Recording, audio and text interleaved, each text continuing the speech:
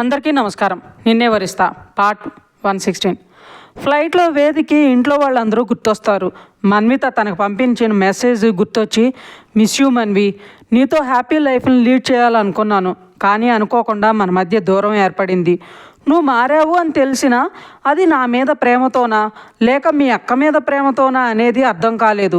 నీలోని నా మీద ఉన్న ప్రేమను తెలుసుకుని ఎంత దూరంలో ఉన్నా నువ్వు నన్ను చేరాలని చాలా కోరుకున్నాను.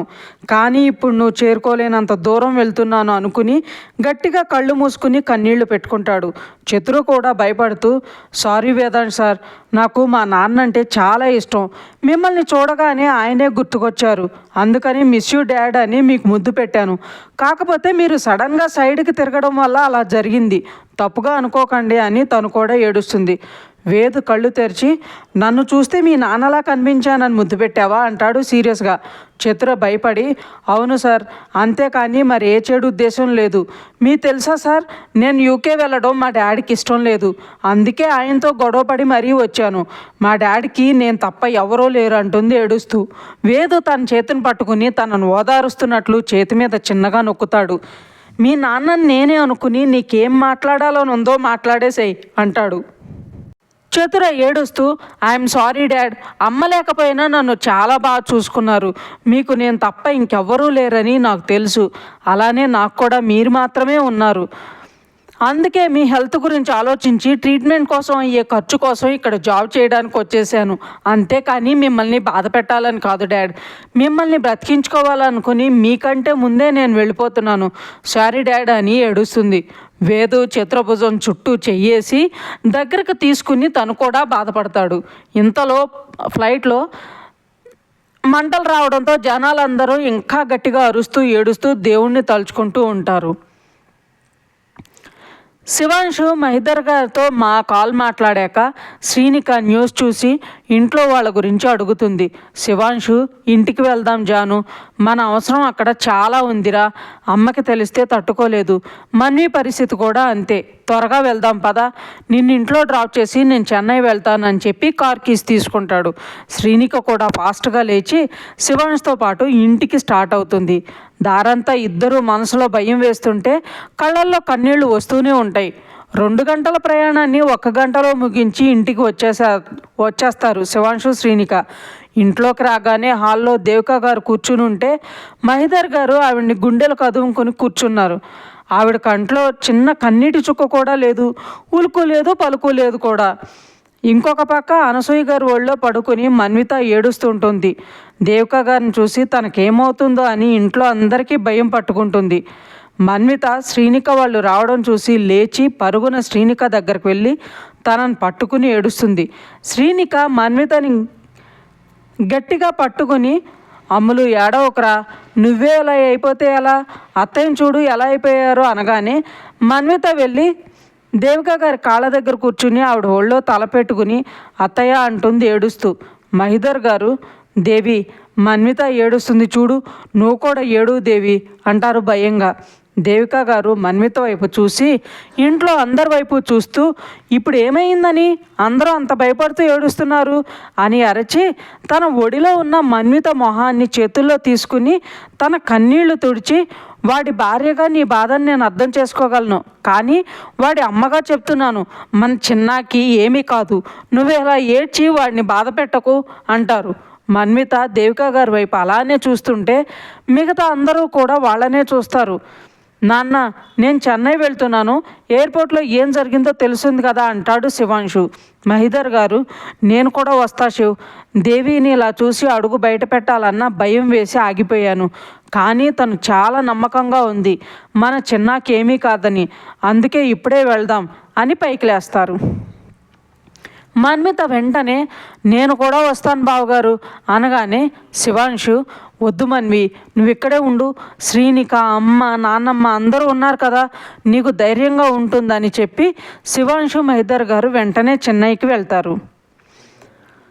ఆదికు ఎప్పుడెప్పుడు స్ప్రోలోకి వస్తాడా అని నిద్ర కూడా మానుకొని ఎదురు చూస్తూ ఉంటారు మయూర్ గారు, భాస్కర్ గారు. టైంలో రమ నెంబర్ నుండి కాల్ వచ్చేసరికి భాస్కర్ గారు కంగారుగా కాల్ లిఫ్ట్ చేసి, రమా, మన్వి ఎలా ఉందమ్మా, తనకి ఏం కాలేదు కదా, తనకి విషయం తెలియదు కదా అని అడుగుతారు. లేదు నాన్న, అక్క నిద్రపోతుందని చూసే మీకు కాల్ చేశాను. బావకి ఎలా ఉంది నాన్న అని అడుగుతుంది రమ. భాస్కర్ గారు డాక్టర్ చెప్పింది చెప్తారు రమకి.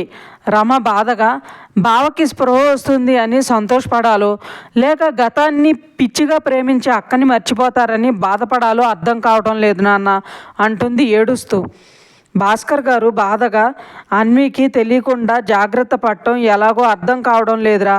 మీ బావకి ఇలా అయ్యిందని తెలిస్తే తను ఏమవుతుందో అనే భయమే ఎక్కువగా ఉంది.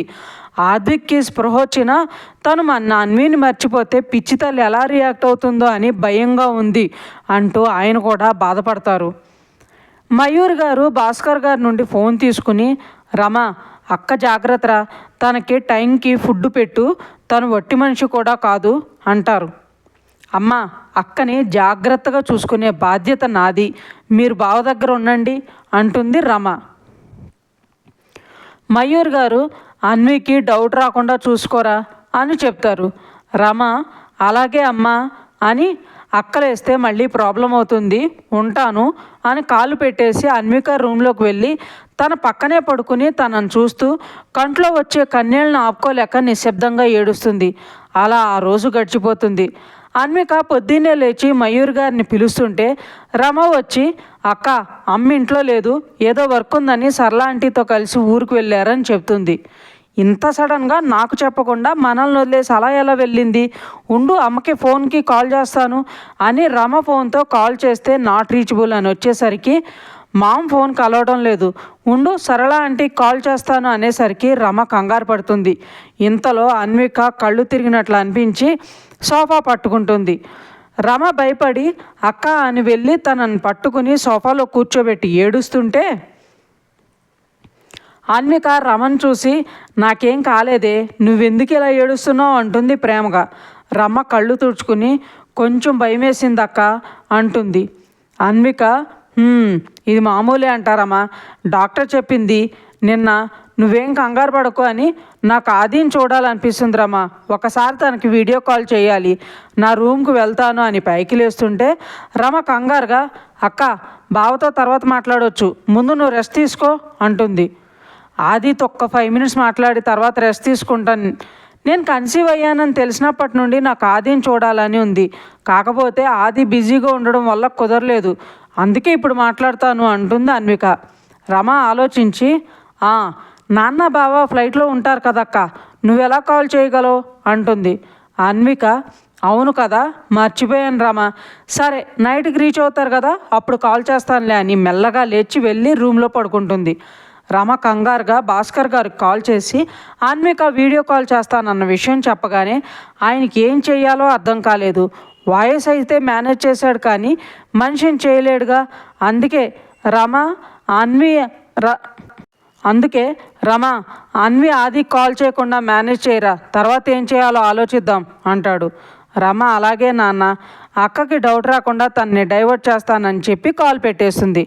ఇదే విషయం మయూర్ గారికి భాస్కర్ చెప్పగానే ఆవిడ కూడా చాలా భయపడతారు. ఒక పక్క కూతురు, ఇంకో పక్క అల్లుడు, ఇద్దరు గురించి ఆలోచించి వాళ్ళిద్దరికీ ఏడుపు వచ్చేస్తుంది. రమ కాల్ పెట్టేసి వెనక్కి తిరగగానే అన్విక వెనకయే ఉండడం చూసి షాక్ అవుతుంది. అన్విక సీరియస్గా చూస్తూ రమ చేతిలో నుండి ఫోన్ లాక్కుని డైల్డ్ నెంబర్ చూస్తుంది. అందులో భాస్కర్ గారి నెంబర్ చూసి కోపంగా రమ చెంప మీద ఒక్కడ కొడుతుంది. రమ అక్క అది అని ఏదో చెప్పబోతే అన్విక చెయ్యడ్డు పెట్టి ఆపేసి భాస్కర్ గారికి కాల్ చేస్తుంది. రమ కంగారుగా ఫోన్ తీసుకోపోతే కోపంగా ఒక లుక్ ఇచ్చేసరికి భయమేసి కళ్ళు మూసుకుని దేవుణ్ణి మొక్కుకుంటుంది. భాస్కర్ గారు కాల్ లిఫ్ట్ చేసి, ఏమైంది రమ, ఇప్పుడే కదా కాల్ చేసావు, అన్వి ఓకే కదా అనగానే అన్విక కోపంగా, డాడ్ ఎక్కడున్నారు అని వినిపించి ఆయన షాక్ అవుతారు.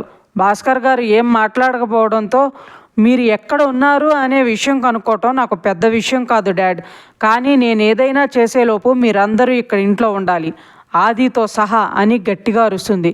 భాస్కర్ గారు ఇక దాచటం కష్టం అని అర్థమయ్యి అన్వి ఆదికి అని చెప్పేంతలో కాల్ కట్ అవుతుంది. భాస్కర్ గారు కంగారుగా మళ్ళీ తిరిగి చేస్తుంటే ఫోన్ లిఫ్ట్ చేయడం లేదు. ఆయన కంగారు ఎక్కువయ్యి ల్యాండ్లైన్కి కాల్ చేస్తారు. రమ ఏడుస్తూ పరుగును వెళ్ళి కాల్ లిఫ్ట్ చేసి, నాన్న, అక్క పిచ్చి పిచ్చిగా అరుస్తుంది, ఆదికేమైనా అయితే అందరినీ చంపేస్తానని ఏడుస్తూ వస్తువులన్నీ పగలగొడుతుంది. అరగంటలో ఆది నా ముందు నవ్వుతూ కనిపించాలంటూ పగిలిన వస్తువుల మీదనే నడుస్తుంది. త్వరగా రండి నాన్న అని కాల్ పెట్టేసి అన్విక దగ్గరకు వెళ్ళి తను ఆపే ప్రయత్నం చేస్తుంది రమ. శివాంశు, మహిదర్ గారు ఇద్దరూ కలిసి చెన్నై ఎయిర్పోర్ట్కి వెళ్తారు. అక్కడికి వెళ్ళాక ఎయిర్పోర్ట్ అథారిటీ వాళ్ళు ఎవరిని భయపడొద్దని చెప్పి ఫ్లైట్తో సిగ్నల్స్ మిస్ అయ్యాయి అని, దాంతో కనెక్టివిటీ కోసం ట్రై చేస్తున్నామని చెప్తారు. నెక్స్ట్ డే మార్నింగ్ అయినా ఫ్లైట్ గురించి సమాచారం ఏమీ లేకపోయేసరికి అందరూ భయంగా ఆ రోజును గడిపేస్తారు. ఇంకా ఉంది ఫ్రెండ్స్. మీకు ఈ స్టోరీ నచ్చినట్లయితే లైక్ చేయండి, సబ్స్క్రైబ్ చేయండి. ఈరోజు చిన్నది ఇస్తున్నాను, సారీ, రేపు మామూలుగా ఇస్తాను. Thank you so much.